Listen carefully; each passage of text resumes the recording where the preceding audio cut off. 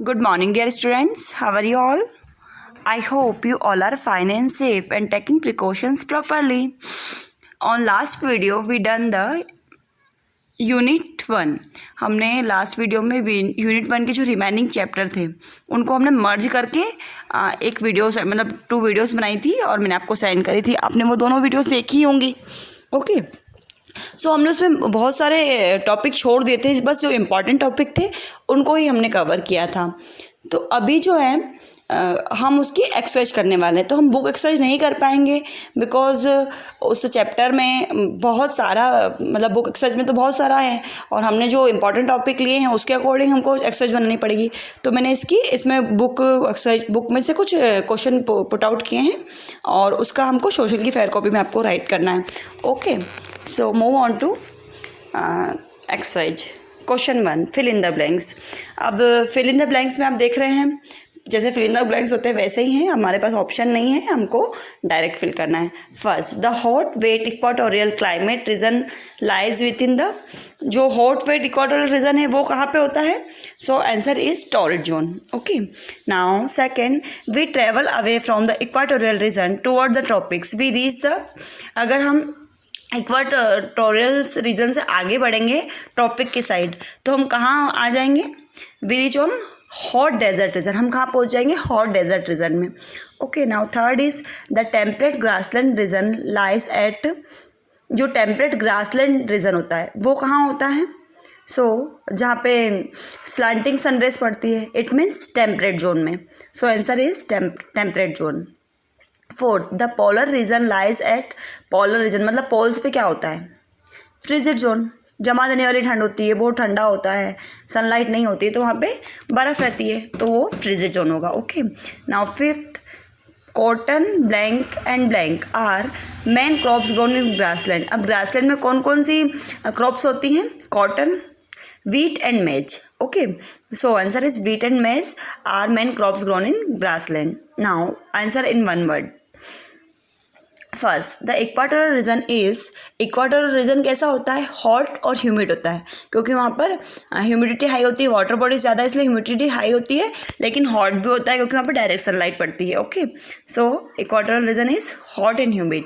Second, the hot desert region receive around rainfall. अब पूरे साल में जो है कितना रेनफॉल होता है हॉट डेजर्ट में? तो 25 सेंटीमीटर इन अ ईयर या उससे भी कम। Okay, now third is the temperate grassland receive around 25 to 100 centimetre in a year. अब जो टेम्परेट ग्रासलैंड है वहाँ पे कितना रेनफॉल होता है? तो 25 से 100 सेंटीमीटर समथिंग होता है 1 ईयर में। Fourth, home made of snow are called. ऐसे होम जो कि स्नो से बने होते हैं तो उसे हम क्या कहते हैं? Igloo. Fifth, the pole have this many months of continuous sunlight in a year. अब जो पोल्स होते हैं वहाँ पे जो है कंटिन्यूस सनलाइट रहती है, कितने मंथ तक रहती है? सो वो है 6 मंथ। 6 मंथ कंटिन्यूस सनलाइट होती है और 6 मंथ नाइट होती है। Okay, now question 3, true and false. अब जो ट्रू एंड फॉल्स हैं इसमें फर्स्ट है there is no plant life in the tundra region. अब क्या टुंड्रा रीजन जो कि फ्रीजिड जोन में आता है वहाँ पे सनलाइट बिल्कुल भी नहीं होती है, सॉरी प्लांट लाइफ बिल्कुल भी नहीं होती है। तो आपने देखा होगा कि टुंड्रा रीजन में थोड़े टाइम के लिए समर होती है और जब वहाँ पे समर होती है तब वहाँ पे प्लांट लाइफ होती है। तो इट मीन्स ये रॉन्ग स्टेटमेंट है, ये फॉल्स है क्योंकि वहाँ पे थोड़ी बहुत तो प्लांट लाइफ रहती है लेकिन ओनली समर सीजन में, विंटर में नहीं रहती है। Now second, some desert plant store water in there stem. अब जो कुछ डेजर्ट प्लांट होते हैं वो अपने स्टेम में वाटर को स्टोर करके रखते हैं क्या? सो राइट है क्योंकि उनके स्टेम में वाटर रहता है तभी तो वो वहाँ पे मतलब रह पाते हैं। Now third, camel can live without water for many days at a time. हाँ, क्योंकि कैमल डेजर्ट में रहता है और डेजर्ट में पानी तो इजीली अवेलेबल होता ही नहीं है तो और कैमल ही ऐसा मतलब एनिमल है जो कि डेजर्ट में बिना वाटर के रह पाता है।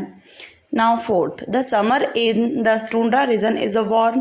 क्या टुंड्रा रीजन में समर वार्म होती है? So it's a false statement, क्योंकि टुंड्रा में भी क्या होता है, सनलाइट तो पड़ती है पर मतलब थोड़े टाइम के लिए सनलाइट पड़ती है समर सीजन में, पर वो भी गर्म नहीं होती क्योंकि वो भी स्लांट वे में पड़ती है, डायरेक्ट सनलाइट नहीं पड़ती है, इसलिए समर भी वहाँ पर कोल्ड ही रहती है, वो हॉट नहीं रहती है।